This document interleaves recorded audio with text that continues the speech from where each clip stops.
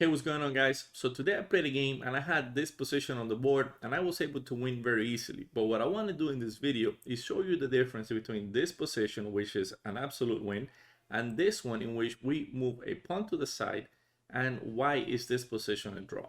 So let's get started. In this position, notice that, of course, it's white to play, but notice something. This pawn is queening in two moves. What does that mean? That means that my king needs to be able to get to this square in two moves as well. So with that being said, that means that if my king was in any of these four squares, I will be able to get to the b3 square in two moves. Why is that important? Let's take a look. Here I play king to c4, my opponent played pawn to a2, and I went king to b3. The reason we want the king on b3 is that now the kings are opposing each other and I am threatening checkmate in one move, which means my opponent doesn't have time to get a queen here, because if they do, rook to h1 will be checkmate. So that means that if they want to continue this game for another move, they would have to instead under promote this pawn to something else like a knight and give a check. The problem with this move is that I moved my king to c3 and there's only three legal moves for black in this position. Knight to b3 and knight to c2 are two of those moves, and any of those two knight moves will be able to capture this knight.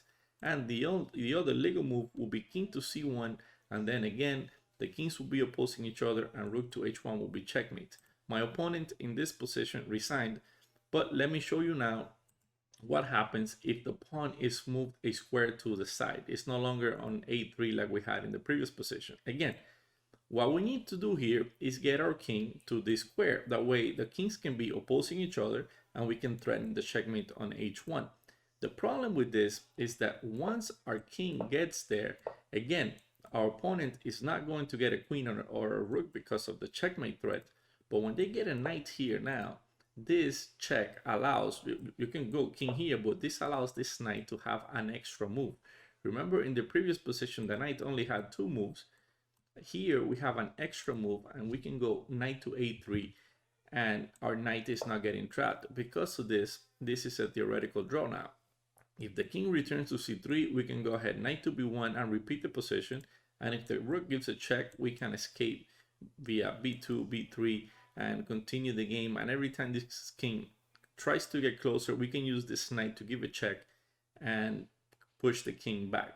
Hope you guys enjoyed this video. This is all I have for you guys today. As always, stay safe, have a great day, show respect to your opponent. See you on the next one.